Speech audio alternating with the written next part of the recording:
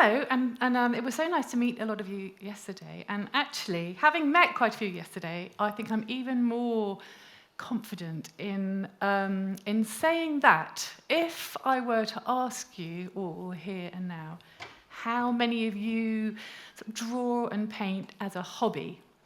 I don't think there'd be many hands, right? And I guess also, being slightly presumptuous, but I'm guessing you would all probably say that art was just not for you. I'm just not creative, I can't draw a straight line, that kind of thing. But I'm guessing that you all drew and painted when you were children. And maybe you remember that pleasure and that joy of drawing when you were a child. And maybe if you have children or you have family and friends with children, you're again reminded of that absolute pleasure that children get from drawing and painting. So for me, the big question is, why, out of all those creative pastimes like baking and sewing and playing music and even colouring in, do you remember those colouring in books? Like, even colouring in, why do we leave art and drawing and painting behind in our childhoods? Excuse me, what I think I know the reason, and I think I have a solution. So I think that one of the main reasons, my belief, is that I think that we don't follow instructions. So I love this cartoon, How to Draw a Reindeer. Okay. So all this does is vindicate. Okay, so the teacher who told you at school that you were no good at art, no good at drawing and painting, they were right. And you put down your pen. You put down your pen forever, because the end result matters. So you don't cook just for the process, okay? It's, for me, saying, oh, it doesn't matter what it looks like, is exactly the same as saying it doesn't matter what it tastes like. Like, it matters. It really bloody matters. So I think that it's important to stress that as a professional illustrator, I don't always draw from, in fact, I very rarely draw from life.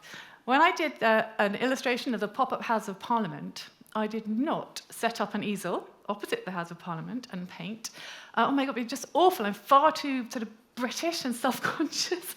I think people start throwing money at me and filming TikToks and things, so it's a hard no from me. So what I did do is I took loads and loads of photos and I copied from those photos. I then went on to produce New York in pop-up, which was much more challenging. There's a lot of bloody windows in New York. And what I did, not being in situ, not living in New York, I was given access to all the sort of image banks for each kind of company in each building, and I copied from the photos. So this is the Gary building. I love the Gary building. It's kind of contorted and twisted, and it's just beautiful and contemporary. But as an expert, let me tell you, it is flipping hard to draw. It's really hard to draw. So what I did do is I took an image from the image bank and I reversed it. I drew faithfully over it in pencil. And then, I don't know if you remember doing this in geography at school, and with maps, I turned it over and I scribbled firmly over the back to transfer the image onto the page, and I then went over it in rotring pen. This kind of results in a guaranteed 100% accurate image, which was vital because every building's legal department had to okay each of my illustrations. So why don't we copy and paste? Why don't we do that? Why don't we trace and transfer? I mean, even the Renaissance artists and the pre-Raphaelites used to transfer. They used loads of transfer techniques, actually. But one of the ways we've found this out is by infrared cameras, and you can now see behind. And they've discovered that what, in fact, they did was they scribbled their drawings really very, very roughly onto paper. Then they rubbed charcoal all over the back, and then they placed their image onto the panel that was going to be painted on and drew carefully over the accurate images. And that transferred the technique onto these huge panels to be painted. And so artists like Chuck Berry, he used a grid technique which enables you to copy square by square faithfully to enlarge an image onto a big canvas, or not to be the same size, but you copy. It copies. This particular method, I think, is probably used by all portrait artists. Like it's so common, and today most portrait artists would use this grid method. And so, why aren't we doing it? If all those amazing artists, the pre-Raphaelites and the Renaissance, why, if they're doing it, why aren't we doing it? So that is the core of my belief. That's the core. We're simply just not cheating, like the pros, like the world's greatest artists. I'm talking about them, not me, by the way. Why don't we do it? So I think it's because there are just no instructions. There is nobody telling us how to do this. So it's not cheating. And I also think that without having these instructions and without having anything to really show us how to do art, right? It's stopping us. It's stopping us from introducing art into our lives. And sadly, it's stopping you from benefiting, I think, from that joy that it brings. And I think that's really sad. I think it's just something that's really, really sad. So 10 years ago, I decided to test out my beliefs, and I started a weekly session in my studio where we simply followed recipes, and we kind of had a few cheats along the way. And it became really apparent that something quite sort of magical was happening. People were coming who were really nervous, people who were like, I have never painted before. But then they found they could paint. And people were coming who just didn't believe that they could, and they were realizing they could. And it's a bit like, I guess it's like turning up to a learn to speak French class and then leaving being fluent in French. Like, it's just, people are that astonished. But we have this real belief that it's unteachable. I just think it's extraordinary. So when I tell people what I do, at parties, what do you do with that? Oh, well, I'm an artist. And I always get the same response. Always, people say, oh, you're so lucky. Oh, I wish I could draw. But imagine if I'd said I was a chef and the response had been the same. Wouldn't you just say, well, just follow some recipes and you'll learn to cook, weirdo? So we have this really kind of really stuck in our mindset that it's unteachable. Like, you wouldn't say, oh, I'm really sorry, I can't go to your learn to knit class because I can't knit. Like, it's a God-given talent, and it's, it can't be taught. But people who come to do this method and come to my classes, they actually become artists. So they go on to kind of produce cards and sell framed artworks, and some of them have even built art studios. Actually, quite a lot of them have built art studios in their back gardens, actually. But something magic happens. They create art in their spare time for pleasure, like I do. So I keep obsessive illustrated diaries every time I go on holiday, and yet I draw for a living. Now, I don't know of any other profession where you would literally take your work on holiday. That is how pleasurable it is. So thanks to Instagram, actually, it was there was this really high demand for the projects to be available online, because I was Instagramming everything. And actually, by following YouTube videos instead of the real me, people were achieving exactly the same sort of rewarding and impressive results. And it was during COVID really that the dam really burst. Like, this was clearly something that was needed, and people were just eating it up. And the audience was vast across languages, across cultures. But for me, I guess the real sort of light bulb moment came when I started to receive letters, excuse me, and messages from people who were having a pretty crappy time in life, like people who were, for whatever reason, housebound, going through cancer treatment, or suffering from depression. It was obvious something quite powerful was happening. So about 2 years ago, I started a weekly session in Maggie's Cancer Centre. It was that whole thing about, I think people were finding that the joy of sort of introducing a talent that you thought was way beyond you. It was a really powerful thing. And also I think that reconnection with your childhood, I think, is really powerful as well. And the mental health benefits, because you're entering a flow state when you're drawing. And because there isn't any stress, it's especially powerful for taking people away from their anxiety and depression. And also introducing people to a creative outlet that they didn't have before. And just the excitement of having that in your life. Like, you're hungry to develop and grow. So the other thing I found really interesting, actually, was of all the attendees at the Maggie's Cancer Centre, is aside from the apparent sort of mental health benefits, was that they were frequently inspired to join other creative classes. So they were being, I don't know, their eyes were opened that they were teachable and that you can teach. You can teach art to yourself. This is something I can do. And so they were trying other creative disciplines. In a way, they sort of learnt to learn. It was a powerful realization. Okay, look at all those lobsters. Aren't they fabulous? So each of these lobsters was created by somebody who'd never picked up a paintbrush before. Okay. So they are all different. No finished masterpiece ever looks the same.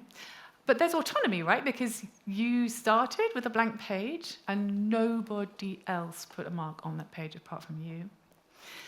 But I think that what's really important is that kind of like it's completely attainable. And when people are told this, I show this example to people at Maggie's, and then they feel a bit more relaxed.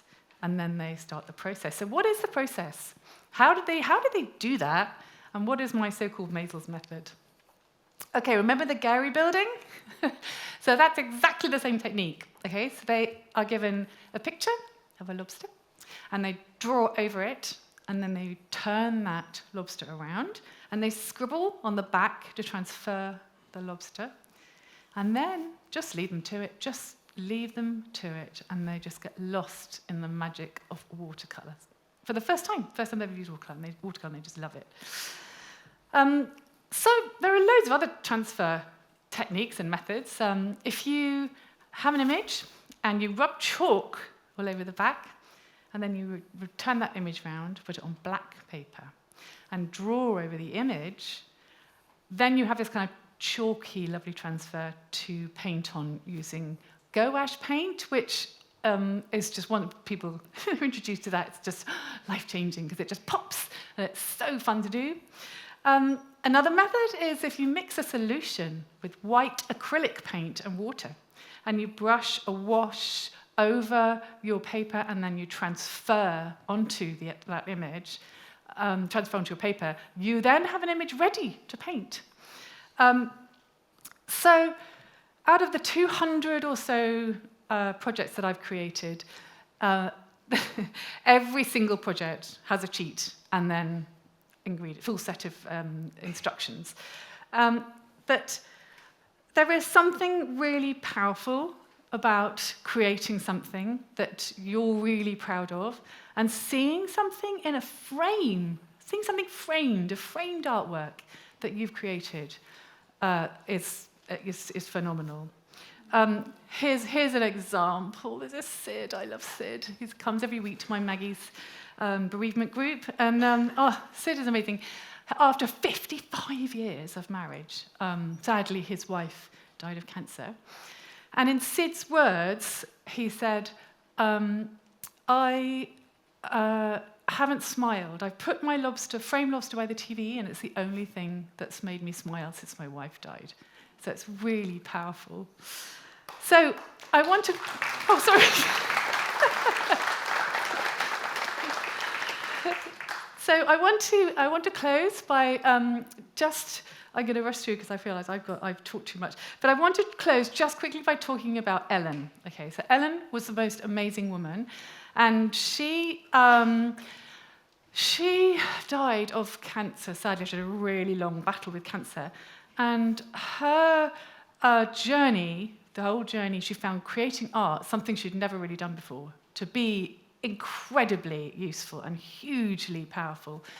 And because of Ellen, I'm particularly interested in helping with end-of-life care because it gave her something in her final day, something to do that she could then bequeath to friends as thank yous. And also those conversations when she was dying, what on earth do you talk about?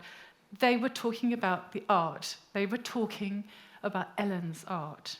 And it brought joy even in the face of death. It was really, for me, a very moving experience. So Ellen discovered that she could paint at the end of her life. Sid was 80. So my question is, now it's your turn.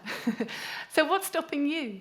So I urge you to try those transfer techniques, the grid method, and follow instructions of how to draw and paint wherever you can find them to bring art into your life and all the joy and blissfulness it will give you. So please do that. Thank you.